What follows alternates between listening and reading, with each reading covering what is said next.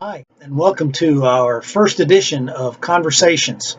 Last week, we put up a post just describing what we're going to be doing over the next few months in this particular video.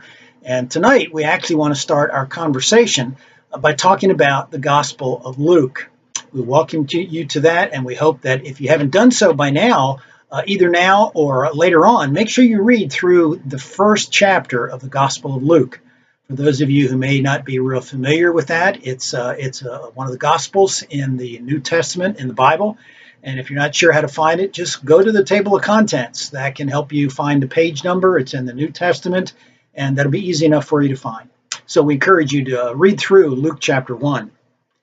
We want you to be aware that as we go through this, part of the conversation as Christians see it is that we're actually hearing God. God is trying to tell us something.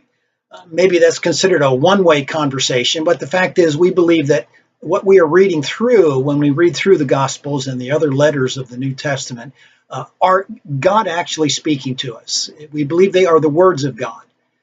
So that's part of the conversation that we're having. We're listening to God talk to us, and our conversations with others, we're really just reacting to what we think God has said to us.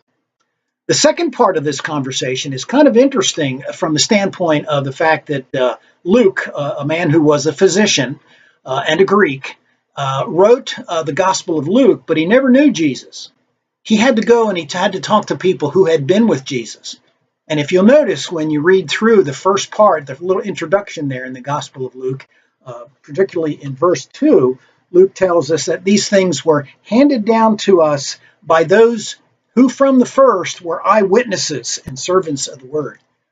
So we're really kind of carrying on a conversation, not just with Luke and listening to God, but we're carrying on a conversation with the eyewitnesses who actually saw Jesus.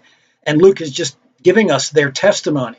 So think about that as you go through and realize that those are the people that are telling us these things.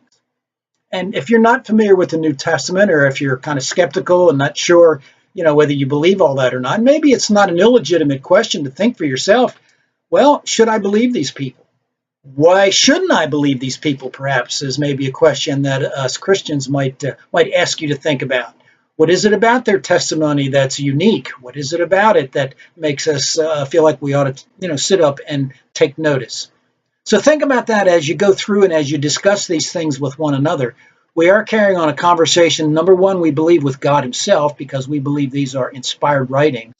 But we're also carrying on a conversation through Luke with the people who lived and breathed with Jesus, who saw him, who talked to him, who touched him, and so forth. They just lived with him for a number of years. So think about that as we go through here, and think about as we look at some of these things, what are the implications of this conversation? What might it mean for our lives? I also want you to realize there are several questions that we've posted on the blog, and those perhaps will help your discussion move along in a particular direction if you're not sure what to talk about. Those things are just sort of some guides, and feel free to discuss it any way you feel like is important, but by all means, interact with it. That's the whole point of carrying on a conversation, is that we want to interact with what others are saying. In this case, we're interacting with what Luke tells us about the life and ministry of Jesus Christ. Hope you enjoy it. Like to hear from you, and leave a comment for us. We'll try to get back to you as soon as we can. Enjoy your conversation. Thanks.